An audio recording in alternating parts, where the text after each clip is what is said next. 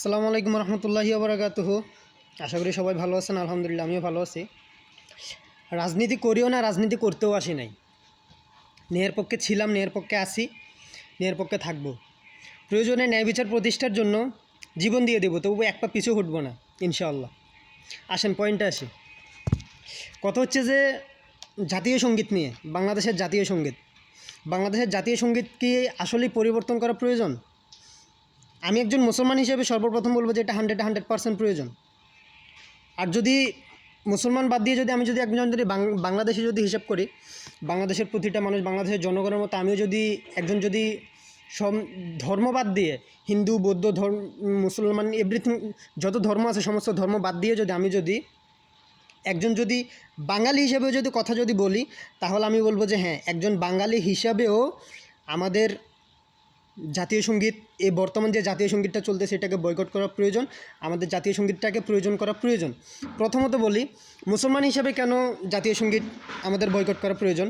সেটা হলো যে বর্তমান জাতীয় সঙ্গীতে যে কথাগুলো বলা হয় এগুলো সম্পূর্ণ যে শিরিক, সম্পূর্ণরূপে শিরিক।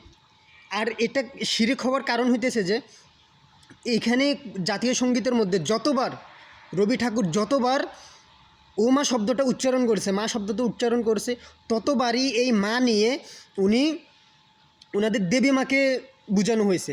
ওনাদের দেবী মাকে বুঝিয়ে বলছে চিরদিন তোমার আকাশ ও মা, চিরদিন তোমার আকাশ তোমার বাতাস।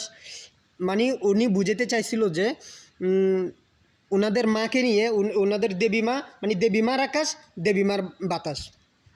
এই কারণে গিয়ে আমাদের মুসলমানদের জন্য, আমি বাঙালির কথা পরে বলতেছি, প্রথমত মুসলমানের জন্য এটা সম্পূর্ণরূপে শিরিক।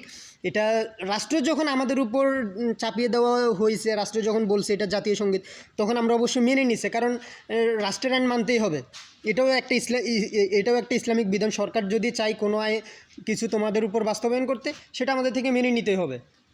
তো স্বাভাবিকভাবে আমরা সবাই সেটা মেনে নিচ্ছি। আর তাছাড়া এই জাতীয় সঙ্গীতকে নিয়ে এত ইতিহাস কেউ অতটুকু পড়েও না, এতটুকু বলো না, যার কারণে স্বাভাবিকভাবে সবাই মেনে নিচ্ছে। কিন্তু আমরা মুসলমানরা কখনোই, আপনি যদি প্রকৃত মুসলমান যদি হয়ে থাকেন, তাহলে অবশ্যই কখনোই আমরা মন থেকে এই জাতীয় সঙ্গীতটা মেনে নিতে পারবো না, কখনোই না।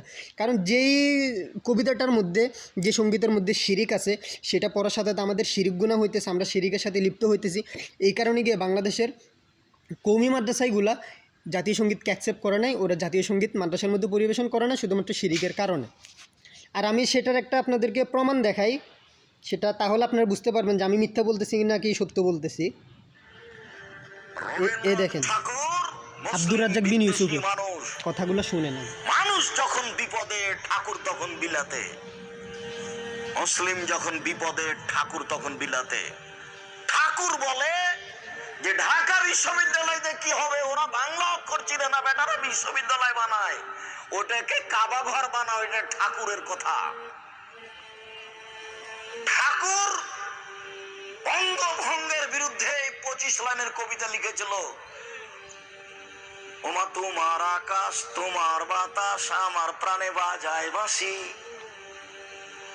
ওমা তোমার আকাশ তোমার বাতাস, যতবার ঠাকুর বলছে তোমার আকাশ তোমার বাতাস, ততবার ঠাকুর তার মা কালী মাকে বলছে ওমা তোমার আকাশ তোমার বাতাস। তাই আব্দুর রাজ্জাক বিন ইউসুফ বলেছেন তোর বাপের আকাশ। আমি ঠাকুরের মানের হানি করিনি। এদেশের ছেলে মেয়ে, এদেশের শিক্ষক বুঝুক, বিচারের মাঠে সবাইকে জবাব দিতে হবে, আমাকে দিতে হবে না। আমি প্রস্তুত আছি এটা সেরে। 25 লাইনের কবিতা ঠাকুর লিখেছে বঙ্গভঙ্গের বিরুদ্ধে, এবং কলিকাতা প্রেস ক্লাবে বঙ্গভঙ্গের বিরুদ্ধে এই কবিতা পাঠ করেছিল সর্বপ্রথম ঠাকুর। এই রবীন্দ্রনাথ ঠাকুর মুসলিম বিদ্বেষী। রবীন্দ্রনাথ ঠাকুর বলেছিল ঢাকা বিশ্ববিদ্যালয়কে কাবা ঘর বানাও। বেটা তোমরা বাংলা অক্ষর চেনো না, বিশ্ববিদ্যালয় কি করবে? শুনলেন তো বক্তব্যটা, যে রবীন্দ্রনাথ ঠাকুর ইসলাম বিদ্বেষী ছিলেন, মুসলিম বিদ্বেষী ছিলেন, এমনকি উনি আমাদের বাংলাদেশের বিরুদ্ধে গিয়ে কথা বলছেন। সেটা পরে আসতেছি, সেটার প্রুফ আমি পরে দেখাইতেছি। প্রথমত মুসলমানের কথাটা বলি, যেই রবি ঠাকুর ইসলাম বিদ্বেষী ছিলেন, মুসলিম বিদ্বেষী ছিলেন, তার গাওয়া কবিতা, তার গাওয়া দেশাত্মবোধক গান আমরা কখনো মেনে নিতে পারি না। হ্যাঁ, উনি একজন লেখক হিসেবে, উনি একজন কবি হিসেবে অবশ্যই ওনাকে সম্মান করে, ওনারকে সম্মান রেখে কথা বলতেছি, কারণ আমাদের ইসলাম আমাদেরকে শিক্ষা দেয় নাই কোনো মানুষকে ছোট করে দেখা, কোনো ধর্মকে ছোট করে দেখা। আমাদের ইসলাম আমাদেরকে এটা শিক্ষা দেয় নাই। ওনার প্রতি সম্মান রেখেই বলতেছি যে উনি ইসলাম বিদ্বেষী ছিলেন, মুসলিম বিদ্বেষী ছিলেন, যার কারণে গিয়ে আমরা ওনার গাওয়া কবিতা, ওনার গাওয়া ওনার গাওয়া সঙ্গীতটা আমরা মুসলমান হিসেবে মেনে নিতে পারি না। নেক্সট, জাতীয় সঙ্গীত কীভাবে বাংলাদেশের জাতীয় সঙ্গীত হয় এটার একটা প্রুফ দেখাইতেছে আপনাদেরকে। যেহেতু এই সবগুলো বিষয় কিন্তু রাজনীতিকভাবেই সবগুলো বিষয়, এই কারণে আমি পীর সাহেব চরমনাই হুজুরের একটা ভিডিও প্রুফ হিসেবে দেখাইতেছি, দেখেন।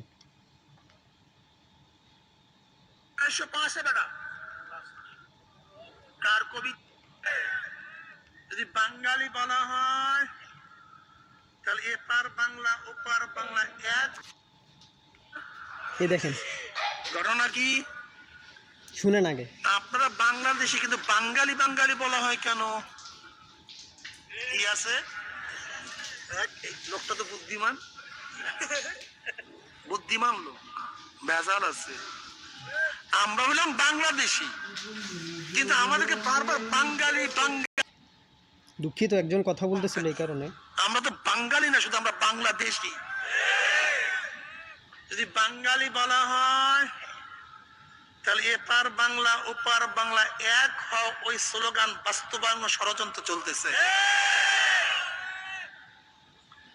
আমার সোনার বাংলা আমি তোমায় ভালোবাসি, কার কবিতা? লিখছে কবে? This is the point. 1905 বেটা, এটা শুনেন। 1900 কবে লিখছে? বঙ্গভঙ্গ রদ আন্দোলনকে কেন্দ্র করে জমিদার গোষ্ঠী এই কবিতা লিখছে, আমার সোনার বাংলা আমি তোমায় ভালোবাসি, যেন জমিদাররা ওদের খাজনাপাতি উঠাইতে কষ্ট না হয়। আর যদি বঙ্গভঙ্গ হয়ে যায় তাহলে ওদের খাজনাটা কমিয়া যাবে।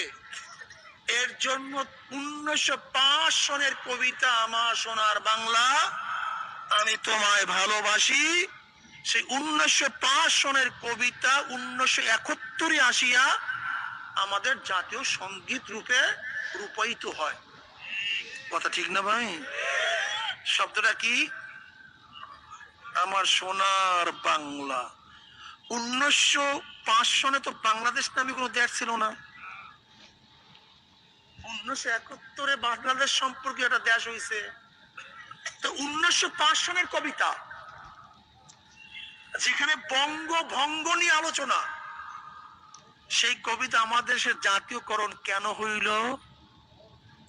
হাড্ডি কাবাব মে হাড্ডি হ্যায়, গাল মে কুছ কালা হ্যায়। আমরা মানি, কিন্তু আমরা চাই বাংলাদেশের জাতীয় সঙ্গীত ওই ব্যক্তির মাধ্যমে হোক যে বাংলাদেশকে কমপক্ষে গালি দেয় নাই। এই রবি ঠাকুর যখন লর্ড ফার্ডিন্যান্ড যখন বাংলাদেশে 1912 বা 11 সনে আসে, তখন নবাব সলিমুল্লাহ প্রস্তাব দিয়েছিল ইউনিভার্সিটি কায়েম করার জন্য। নবাব সলিমুল্লাহ, আজকে ঢাকা ইউনিভার্সিটির যে জমি দেখেন সব নবাব সলিমুল্লাহর নিজস্ব জমি, অক্ষ করছে 300 একর জমি। তখন লর্ড হার্ডিনিসের কাছে যখন এই প্রস্তাব দেয়, তখন এই রবি ঠাকুরও ওই ক্যালকাটা বসে বলছিল ওরা সব মূর্খ, বাঙালি সব মূর্খ, ওদের জন্য আবার ইউনিভার্সিটির প্রয়োজনটা কি? এই রবি ঠাকুর, কথা বুঝাতে পারছি? ছাতা বুঝছেন আপনারা, কসু বুঝছেন, কসু বুঝছেন। প্রতিবাদ করছিল ইউনিভার্সিটি না হওয়ার জন্য। রবি ঠাকুর প্রতিবাদ করছিল যে ইউনিভার্সিটি বাংলাদেশে করা হলে মুসলমানরা শিক্ষিত হয়ে যাবে। এর জন্য প্রতিবাদ করছিল ক্যালকাটার হিন্দুরা, যেন বাংলাদেশে ইউনিভার্সিটি স্থাপিত না হয়। কিন্তু পরবর্তীতে ইউনিভার্সিটি হয়েছে, কিন্তু নবাব সলিমুল্লাহ পুরানো সনে মারা গেছে। ঢাকা ইউনিভার্সিটি কায়েম হয়েছে 1921 সনে। কত সনে? 1921 সনে মুসলমানের প্রস্তাবিত মুসলমানের জমিতে। কাজী ঢাকার ইউনিভার্সিটি এটা মুসলমানদের, নাস্তিকদের না। নাস্তিকদের না, ওরা নাস্তিক ইউনিভার্সিটির না। আর যারা সেখানে ইউনিভার্সিটি করতে বাধা দিছে, আর তাদেরকে সেখানে বড় বড় নাম লিখবেন, বড় বড় মালা পরাবেন, জাতিকে পাগল মনে করিয়েন না, সময় আসতে আসতে। ওয়েট, এতক্ষণ তো আমাদের বাংলাদেশের মানে হুজুরদের আমি প্রুফগুলো দেখাইলাম। তো অনেকে বলতে পারেন যে আমরা মুসলমান, আমি মুসলমান হয়ে হুজুরদের প্রুফ দেখাইতেছি। হ্যাঁ, আর এখানে একটা কথা বলে রাখি, আমি কিন্তু কোনো ধর্মকে ছোটো করে কথা বলতেছি না। আমি জাস্ট রবি ঠাকুর উনি কে, উনার সঙ্গীতটা বাংলাদেশের জাতীয় সঙ্গীত কেন করা হইল, উনি আসলে কি বাংলাদেশ প্রেমী ছিল নাকি উনি বাংলাদেশের বিরুদ্ধে ছিল, এই জিনিসটা প্রুফ দেখানোর জন্যই আমি জাস্ট এই আপনাদেরকে ভিডিও ক্লিপগুলো দেখাইতেছি। কারণ একজন মানুষ, আচ্ছা আপনারা প্রুফটা দেখেন, আমি বলবো না। আর উনি হইতেছে যে মোহাম্মদ ইলিয়াস হোসেন, আপনারা তো সবাই জানেন বাংলাদেশের 1 নম্বর মিডিয়া কর্মী, যিনি বাংলাদেশের 1 নম্বরের মধ্যে আছে, যিনি উনার নামে সাবেক প্রধানমন্ত্রী অনেক অনেক অনেক মামলা টামলা দিয়ে উনি এখন বাহিরের দেশে, আপনারা সবাই চিনেন উনাকে, অবশ্যই দেখলে চিনবেন। দেখেন আগে ভিডিওটা, আমি প্রুফ দেখাইতেছি যাতে আপনারা এটা বলতে না পারেন যে আমি না জেনে না শুনে শুধু শুধু কথা বলতেছি, আমাকে বকাবকি, আমাকে চিল্লাফাল্লা, এগুলো যেন আপনারা যাতে করতে যেন না পারেন। জাস্ট এটার কারণে আপনাদেরকে প্রুফগুলো দেখাইতেছি, আপনারা প্রুফগুলো দেখেন। ছিল মুসলমানদের শায়েস্তা করতে 1885 সালে হিন্দুরা জাতীয় কংগ্রেস নামে প্রথম ধর্মের ভিত্তিতে সাম্প্রদায়িক একটি রাজনৈতিক সংগঠন গড়ে তোলে। আর সেই সংগঠন থেকে মুসলমানদের শিক্ষার বিরুদ্ধে তীব্র আন্দোলন শুরু করে হিন্দু ব্রাহ্মণরা। পাল্টাপাল্টি অবশ্য নিজেদের শিক্ষার অধিকার রক্ষায় সৈয়দ স্যার আহমেদ আলীগড়ে গড়ে তোলেন Anglo Indian Mohammedan educational association, যা পরবর্তীতে মুসলিম লীগ নামে রাজনৈতিক দলে আত্মপ্রকাশ করে। কিন্তু আগে থেকে শিক্ষায় এগিয়ে থাকা সংখ্যাগরিষ্ঠ হিন্দুদের হিংসাত্মক তৎপরতার সাথে পেরে ওঠা যাচ্ছিল না, যার ফলে বাধ্য হয়ে পূর্ববঙ্গের মুসলিম নেতা নওয়াব স্যার সালিমুল্লাহ, শেরে বাংলা একে ফজলুল হক, নবাব ভিকারুল মুলকরা বঙ্গভঙ্গের দাবি তোলেন। দাবি মেনে লর্ড কার্জন ঢাকাকে রাজধানী রেখে 1905 সালে বঙ্গভঙ্গ করলে পূর্ব বাংলার মুসলমানেরা এগিয়ে যেতে থাকে। পরে 6টি বছর হিন্দুদের ভয়ঙ্কর এক রূপ দেখেছে ভারতীয় উপমহাদেশ। হিন্দুদের ব্যাপক বিক্ষোভের পর 2011 সালে বঙ্গভঙ্গ রদ করা হলো। পূর্ব বাংলার দুঃখিত, এখানে ইলিয়াস স্যার উনি মানে 2011 সাল না, এটা হবে যে 1911 সাল, উনি মানে ভুলে 2011 সাল বলছে। ঢাকাতে অন্তত একটি বিশ্ববিদ্যালয়ের দাবি তোলেন। লর্ড হার্ডিঞ্জ সেই দাবি মেনে নিলে হিন্দুরা সেটারও বিরোধিতা করেন, আর যার নেতৃত্বে ছিলেন আমাদের সবার প্রিয় রবীন্দ্রনাথ ঠাকুর। রবীন্দ্রনাথের নাম শুনে অনেকেরই কপাল হয়তো মাথায় উঠতে পারে, কিন্তু ইতিহাস কখনো মুছে ফেলা যায় না। মুসলিম শিক্ষা এবং ঢাকা বিশ্ববিদ্যালয়ের বিরুদ্ধে রবীন্দ্রনাথের নেতৃত্বে ব্যাপক সেই আন্দোলনের অংশ হিসেবে 1912 সালে কলকাতার গড়ের মাঠে বিশাল এক জনসভার ডাক দেওয়া হয়। সেই সভায় রবীন্দ্রনাথ ঠাকুর, ঈশ্বরচন্দ্র বিদ্যাসাগর এবং RSS সমর্থিত রাজনৈতিক দল হিন্দু মহাসভার প্রতিষ্ঠাতা সভাপতি শ্যামাপ্রসাদ মুখার্জির পিতা আশুতোষ মুখার্জির নেতৃত্বে হিন্দুদেরকে সাম্প্রদায়িকভাবে খেপিয়ে তোলা হয়। ঢাকা বিশ্ববিদ্যালয় প্রতিষ্ঠার বিরুদ্ধে সশস্ত্র সে আন্দোলনে ব্রিটিশ আমলাদের খুন করার পাশাপাশি হিন্দুদের 7 জন সন্ন্যাসী হত্যা। এখন আপনারা দেখলেন আমার প্রুফ, আমি যেগুলো আপনাদেরকে বুঝাতে চাইছিলাম, আই হোপ আপনারা বুঝতে পারছেন। তো এখন আমার কথা হইতেছে যে ভাই, যে মানুষটা, আমি ইসলামের কথা বাদ দিলাম, আমি মুসলমান, আমাদের ধর্মের কথা ধর্ম বাদ দিয়ে আমি এখন বাঙালি হিসেবে একজন কথা বলি, আপনারাও বাঙালি হিসাবে, বাংলাদেশি হিসেবে আমার কথাগুলো শুনেন। আপনি যেই ধর্মের হন না কেন, আমি ধর্ম বাদ দিলাম, বাংলাদেশ হিসেবে কথা বলতেছি, আপনিও বাংলাদেশি হিসেবে, একজন বাংলাদেশের নাগরিক হিসেবে আমার কথাগুলো শুনেন, বুঝেন। আই হোপ, আমার বিশ্বাস আপনারা বুঝতে পারবেন। যে মানুষটা বাংলাদেশকে দেখতে পারতো না, বাংলাদেশের বিরুদ্ধে কথা বলতো, বাংলাদেশকে গালিগালাজ করতো, আজকে ওই মানুষটার গাওয়া সঙ্গীত, ওই মানুষটার লেখা সঙ্গীত বাংলাদেশের জাতীয় সঙ্গীত হয়ে যায় কিভাবে? যে মানুষটা বলছিল মূর্খের দেশে আবার মূর্খের দেশে আবার কিসের বিশ্ববিদ্যালয়, যে মানুষটা ঢাকা বিশ্ববিদ্যালয়ের বিরোধিতা করছিল, যে মানুষটা বলছিল না বাঙালিরা শিক্ষিত হয়ে যাবে, বাঙালিদেরকে শিক্ষিত হতে দেওয়া যাবে না, যে মানুষটা বাংলাদেশ সম্পর্কে এত খারাপ চিন্তাভাবনা নিয়ে, বাংলাদেশকে এত খারাপভাবে গালিগালাজ করে, যে মানুষটা বাংলাদেশকে এত খারাপভাবে সবসময় বাংলাদেশের বিরুদ্ধে কথা বলতো, আজকে ওই মানুষটার সঙ্গীত আমাদের জাতীয় সঙ্গীত হয় কিভাবে? সেটা প্রশ্ন আমার আপনাদের কাছে, জাতির কাছে আমার প্রশ্ন। আমি ছোট মানুষ, আমি রাজনীতি করিও না, রাজনীতি করতেও চাই না, বাট আমি চেষ্টা করি রাজনীতি বুঝার, যে বুঝার জন্য কি মানে করার জন্য না, সত্যটা আপনাদের সামনে তুলে ধরার জন্য, সত্যটা আপনাদেরকে বোঝানোর জন্য আমি জাস্ট এই ভিডিওগুলো করতেছি। অন্যথায় আমার কোনো প্রয়োজন ছিল না। আমি একজন সাধারণ মানুষ হিসেবে জীবনযাপন করতে পারতাম, কিংবা আমি চাইলেও পারে। জাস্ট আমি এই কথাগুলো বোঝানোর জন্য এই ভিডিওটা করতেছি, যে যে মানুষটা বাংলাদেশকে গালি দেয়, যে মানুষটা বাংলাদেশ সম্পর্কে কটু কথা বলে, যে মানুষটা বাঙালিকে, বাংলাদেশের মানুষকে মূর্খ বলে, মূর্খের দেশে আবার কিশোর বিশ্ববিদ্যালয়, এই কথাগুলো যে মানুষটা বলল, ওই মানুষটার সঙ্গীত আজকে এত বছর ধরে আমরা জাতীয় সঙ্গীত হিসেবে গেয়ে আসতেছি।